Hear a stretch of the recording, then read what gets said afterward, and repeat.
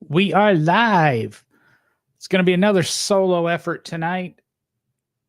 I think Derek said his kids scheduled him to do something tonight he wasn't aware he was going to do. And Dave's doing very important children things today. Um, and I basically told him to take a pass on tonight. So we're going to try to do this one-on-one, mano-a-mano again tonight. But I'll promise you, I have to take next week off. So you'll get Derek and Dave. And who knows what they will have in store next week. Hopefully. But welcome to No Driving Gloves.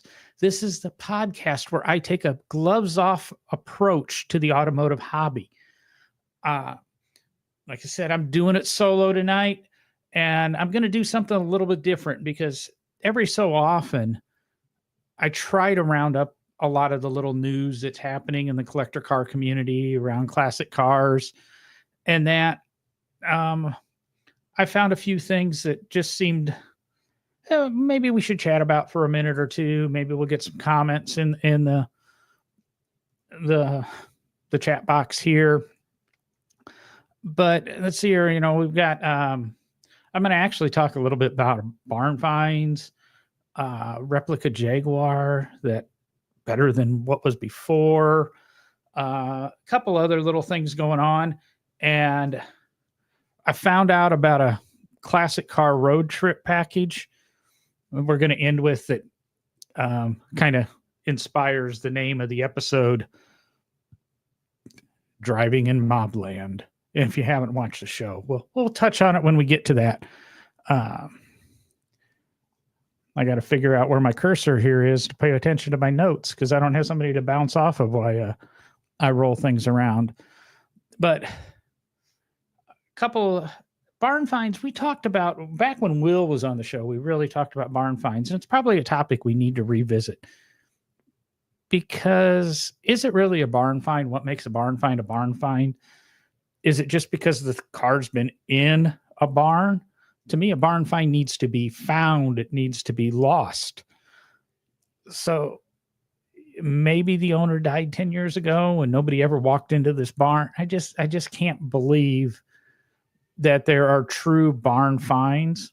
I do believe there are cars that have been in a barn and not used, so they're covered in dust and dirt and possibly moving boxes and blankets and whatever. And that's more what it is barn stored. Maybe that's can't really say forgotten car. What would we just put off to the side? Back burner cars. That would be a good term for it. But supposedly a 72 911 S Targa. I'd love to have a Porsche Targa. I think the 911 Targas are I think that's my next big car to obtain is some sort of Porsche Targa. I love the way the top works on the new ones and the older, earlier ones. There used to be one that sat in the parking lot by the ATM I used to use back when I was 18, 19 years old. Car never moved, and I never understood it because it was a Targa top, but it had the soft back window in it. And so you could really open that car up. I think it was I want to say 68, 69, but this one sounds like a pretty good deal. And asking price was 57 grand on this car. Less than 1,000 of them ever made. But I just wonder what the upside of this is. Can you take a car that's been stored, even though everything's there, you're still going to have a little bit of rust repair. You're definitely going to have maintenance. I imagine you're going to do some interior work to get the smells out. And I have no idea what the rodent problem was in that. It's just, I don't know if you could put this car back together, but it would be something to try to throw into a preservation class. I think if you could get it to run, and then the 72 has the early mechanical fuel injection, which is I worked on a 914, and this was like a 74 914, and every wire in that system was the same color. Really, really makes it interesting. And I would imagine the 72 probably has a few, what do I want to say? Or 72 might not be as affected by all the emission stuff that really started to roll into the country and the cars in 73 and 74 and really started to tie them down. So if you got a spare 57 grand, go seek out this Targa and let me know how your restoration goes. And then one that's been all over the news and Jay Leno's garage is typical Jay Leno, 1956 Mercedes-Benz 300 SL alloy gullwing. And this car was even brought up on one of my Maker podcasts. They don't really talk cars. I mean, one guy's restoring a Carmen Ghia. We did have David Pisciuto on the show years ago when he had a classic Impala, which I believe he just sold. The other guy on the show, Jimmy DiResta, he's got all kinds of Cadillacs and Chevy trucks and things, and he's kind of a car guy. But even they were talking about this gullwing. Only 29 alloy gullwings were ever made. This one has been hidden for 60 years. Again, unrestored, covered in dust. Now it's out. They're saying this car could be worth, $8 to $10 million. I don't know really who owns it. I don't know if Leno bought it, if it's still controlled by the family. So depending on what you got into it at, which I would guess was $3.5, $4 million, I think that would be a reasonable purchase price on a car that needs restoration. But I'd probably put $1 million into it to restore it, and you'd probably come out pretty good. And again, maybe you could do it to a preservation class. I believe Leno does have one of his 300 SLs, or his 300 SL is not a full concours car. It's kind of beat up, or at one time it was kind of beat up, and that's what he drove around in. But to just kind of stumble across that one's kind of newsworthy and noteworthy, and you really don't come across those every day. Kind of a unicorn, and who knows? I'm assuming it's going to end up in a private collection. I can't see it going to a museum or anything like that. I can see this one just becoming a private, part of a private collection. And it's, again, you never know what you can find. Years ago, one of my aunts who lived in central Illinois, a little rural town, she was renting a house, and it had a 2-car garage, but one side was completely boarded off. You couldn't get into it. The landlord said, do not ever go in that side of the garage. But she had looked in a little bit, and there was a car in there, but she could never identify the car, and I never had an opportunity to go over.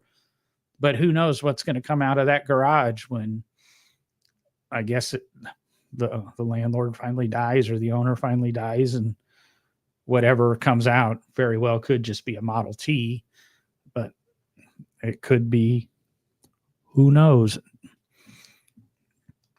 And while we're talking about the barn finds and what their values might be, Hagerty's actually saying, and I'm seeing it a little bit in the market, that it looks like when you look at the bring a trailer graphs and that the market's leveled out a little bit. We're not seeing the drops. I think I read recently that some Hemi Cuda or something, that was a Cuda, might have been a road. I think it was a Road Runner. I think it was a white with black vinyl top Road Runner that had sold for like 1.2 million, just recently sold for $600,000 because of all the market corrections and the COVID price increases of the market softened a little bit, and whatever's going on in Washington, D.C. and with tariffs and people worried about their money a little bit. Maybe I would actually almost expect a little bit bigger drop in the market, but it seems to have leveled. It's not setting records, but then again, it's not crashing.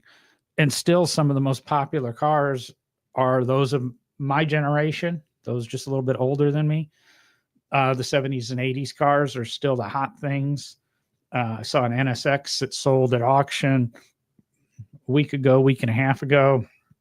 Can't remember what model deviation, not a regular NSX, but sold for 1.2 with buyer's premiums. So you're looking at we're back to $1 million Japanese cars. I mean, when the Toyota 2000 hit $1 million and then quickly came back down to about 600, people were $1 million Japanese cars. Why? I think we're in that. And if you get into the bring a trailer cars and bids and start looking at some of the histories there where the Integra Type R's or what they're selling for.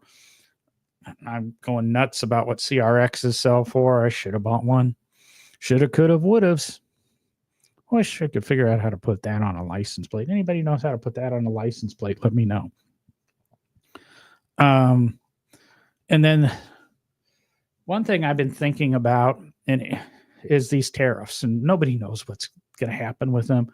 We really don't know how much they're going to affect car prices. But if they do hit, and we're looking at substantial tariffs on Mercedes and Porsches and Audis and Aston Martins and Lexus, if you happen to have one, especially late model, you're probably going to be able to make a little bit of money on it. If you've got a 25 Lexus LS, and we're rolling into the 26 model year here, you got that 25 with some low miles on it, and that 26 LS comes out, and all of a sudden we're seeing a 10, 15, 20% price bump because of the tariffs. You're probably going to see a 10, 15% price bump to your present car. And if you bought in right in that, you might have been able to drive that car for free for a year. Of course, it's just like a house. Oh boy, the market's up. I can sell my house. I'm making extra $100,000 on my house. But then you got to go buy another house. And guess what? It's went up $100,000. And then the other player in this game is, could some of the vintage luxury cars start making a comeback? The early Lexus LSs, the Mercedes SEL, SECs. Everybody loves the 500 SEC, but say the Mercedes 560 SEL sedan from like 86 to 92 or something. They're still decent cars. I mean, older, I'm not going to buy it and drive my auditing route in a 30-year-old Mercedes. But if I'm just driving to the office, or I'm driving to the warehouse, or it would be something to think about, being able to pick that up. And even if you had to import something, if right now, the thing is if it's more than 10 years old, I think you're exempt and it's a collector car. You're exempt from you'd be exempt from tariffs. Now, everything changes every week, every two. It's kind of something you've got to pay attention to, and that. A couple of I'm trying to think. We got some of the new car show news. The Greenwich Concours coming up. Monterey's 2 months away, and everybody's starting to talk about what's going to be at the auction there, and they'll probably dive into a show about that. Really look at the auction shows, and I so want to live stream during the auction and do some predictions. We've talked about doing that for years. It's really tough to make work, but maybe we can pull it off this year. Again, I'm trying to do some different things with the show, and we'll see how that happens. I mentioned in the beginning, in a couple of years ago here in Birmingham, one of these showed up in the car corral at, maybe it was the IndyCar race. It might have been before Indy hit Barber's, and it was the Grand Am race or something. But one of the big car races at Barber Vintage or the Barber Motorsports Park, where the Barber Vintage Motorsports Museum is, somebody showed up there in a Jaguar XJ13 replica, and the cover art, the image. Let me step out of the way of the camera for those watching YouTube. That's similar. That's not exactly, because again, we use AI to create our background. And I asked it to do an abstract version of the Jaguar XJ13. Make sure I'm not using a copyrighted photo or anything. But they only built one of these things, and some guy showed up with a replica, and it made a lot of buzz around the car community here in Birmingham. And even researched potential for a client, him possibly building one. But personality, building a car, I didn't think this person could handle it.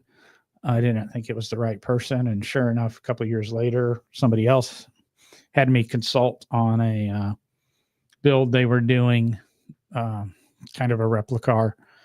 And they didn't follow my advice at the beginning, which came back and bit him towards the end. But I think he still made out okay on what he ended up with. And it was a pretty car. It just not necessarily was put together the way it should have been. But that Jaguar XJ13, there's a company now. There's a replica, and I think this company, it's Rod Tempero's shop out of New Zealand. He made 7 replica bodies out of aluminum, and they're slowly getting assembled.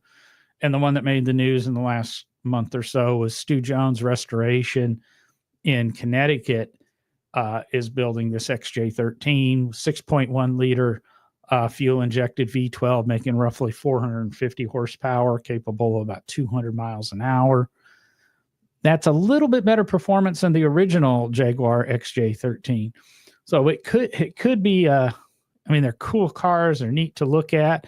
And I mean, it's an all aluminum monocoque that replicates, it supposedly replicates right down to the rivets and panel contours.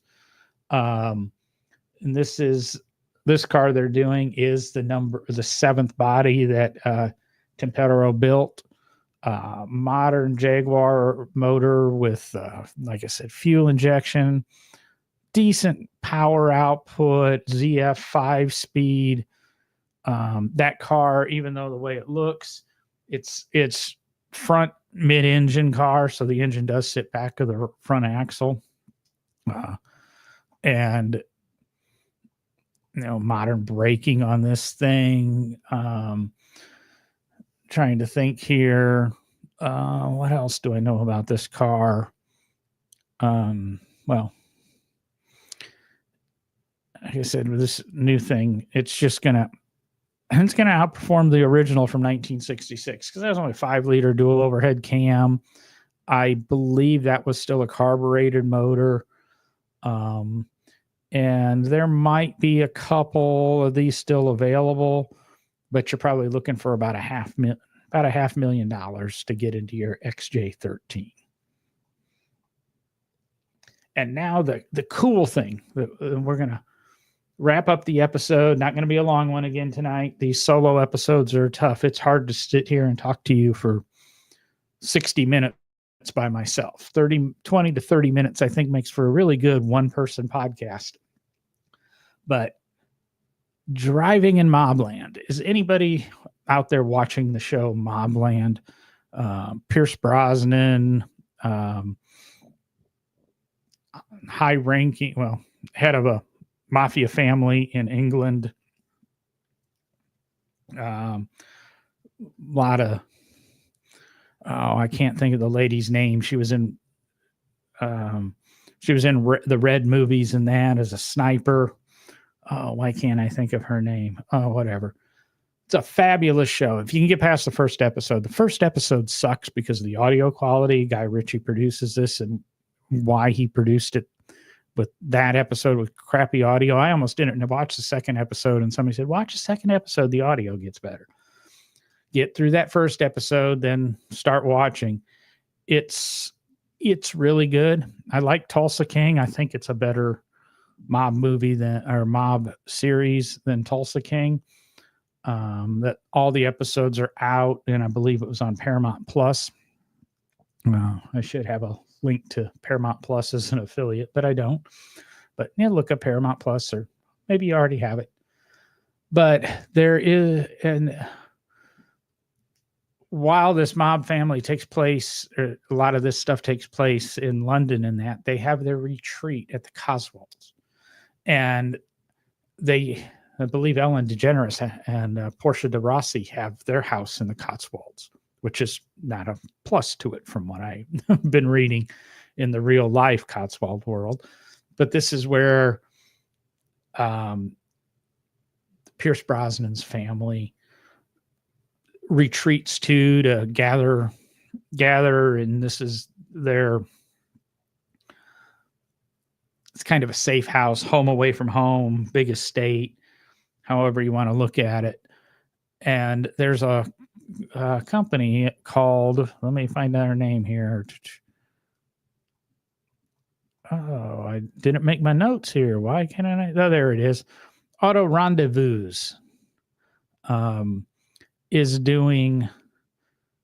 offering a tour, and they offer wedding packages and driving packages. And one of the driving packages is you can rent like an Austin Healey 3000 or a Mercedes 280 SL, or they've got 4 or 5 classic cars you can rent. And then they give you a map so that you can drive through the Cotswolds and hit the winding roads and see the stone cottages and the country pubs. And in this car that, England, misty rain, English car, German car, whatever you choose out of their catalog, top down. I don't know if you could probably do better. They have curated routes, even what I want to say, roadside picnics. And if you want to do it for more than a day, they even have lodging suggestions tailored to classic car lovers. I don't know if you could use your own car on this. It'd be kind of cool if maybe you took European delivery of your Porsche and got it to England, or took European delivery of your Aston or Lotus and then did this drive. I guess I could reach out to Richard and see if you could do that. Of course, Richard probably knows some pretty good drives you could do in your Lotus anyway. But it's kind of that romanticism and the idea of being able to do that in such cool surroundings. As much as I don't want to travel overseas or do anything overseas, this has really got me thinking. I have no idea on pricing. Catch your airfare, get over there. I'm sure everything's 4 figures, but it could be 5 figures to get into some of these tours and that. But it can be done in a group. It can be done solo. And it really reminds me why I'm in this hobby, because it's not about how much the car's worth or how rare the car is or how much horsepower the car has. It's all about the feeling, the sounds, the smells, the wind through your hair on an empty road. I'm so happy with my Mini, but I so wish the top went down. Ask me next month in July. No, I really don't want a convertible in July, August, and September in Alabama. But nothing beats that cool, crisp morning with the top down, wind blowing through your hair. That is the feeling. You there's a reason Miatas are always the answer. So, if you are planning that trip to England or the UK, might be an idea to add or something to consider throwing on that to-do list. Nice English countryside, or of course, I think a lot of us just do that on our own, on the back roads, hop in whatever classic car we have or fun car we have. Hopefully you have something fun or a toy. I mean, even if you don't, get into your, what is a generic car anywhere? I'd say, put it this way. My Fiesta, I love sometimes getting on the back roads. I did a route today. I actually drove the Mini today, but even when the Fiesta that I can get on, maybe it was yesterday, I can't remember where I went, and some nice long sweeping, 45-mile-an-hour corners that even the Fiesta will do at 60, 65, maybe. I'm guessing it can do that. I'm not saying I've done that. I'm just saying I think it could do. So you could get into whatever you have and enjoy it. It's like they say, it's always more fun to drive a slow car fast, which is still slow, rather than driving a fast car slow, because you get into your 911 ST that you paid. There's one right now on Bring a Trailer if you want it. 11 days left in the auction, $500,000 where the bid's at. And they show the window sticker at $333,000. And I'm betting this car is going to sell for somewhere in the $800,000 range. You can't use 90% of what that car offers. And you're not going to put it on a track. So go back to the top here. Take your that was stupid. Sorry, I hit my microphone. That was stupid. Let me go back. Go to the top of the show. Buy that 72 Targa. Restore it. Buy it for $57,000. Put $100,000 into it. You're going to have a really freaking nice car that you can use. And it's small. It's nimble. It's not the bloated Porsche 911s that we get today. Not that I would throw one out of the driveway. But check out Auto Rendezvous and kind of look at their website and see what you could do if you want to figure out your addition to your dream European vacation. And I'm imagine if you really went through, there's similar companies throughout Europe that'll offer this. Imagine doing it in Italy. Imagine doing it in Germany. They always talk about the Autobahn, but you only want to drive 200 miles an hour for so long, or 150, because it's stressful. And okay, you did it. Now what's next? I wish I had some Jeremy Clarkson smartass line, but I stopped watching Jeremy Clarkson a long time ago. But I think we've hit about that 30-minute mark that I like to say that we're trying to do these solo shows too. So let's just wrap up the solo ride here that I'm offering you. And we've talked, from dusty cars to 200-mile-an-hour replicas, or recreations, I guess would be better for this, recreations. It's just been a little bit busy month. I hope this probably will become a monthly show where I'm going to recap a lot of the little news. And this time I had to go back and look for it. Next time I will have watched it through the month. So it'll be a little bit more organized, whatever. But if you're, if you got any comments or whatever, drop them in the comments, like, share, subscribe to the show. Tell your friends. It's the best thing you can do. And if you need to get a hold of me directly, producer@nodrivinggloves.com for email, or DM me on Instagram, No Driving Gloves Pod, or on Facebook, No Driving Gloves Podcast. And like I said, don't forget to subscribe. I never tell you to leave a review. They really don't help us out other than to stroke our egos. So if you want to, leave us a review, and be sure to share the show with someone. I don't care if they know how to heel and tow or drive, but we touch on a little bit for everybody, and even non-car people give me some feedback on the show if I didn't bore them too much. But as I always say, now that we've done the show, it's time to get off your ass, go burn some gas because the John is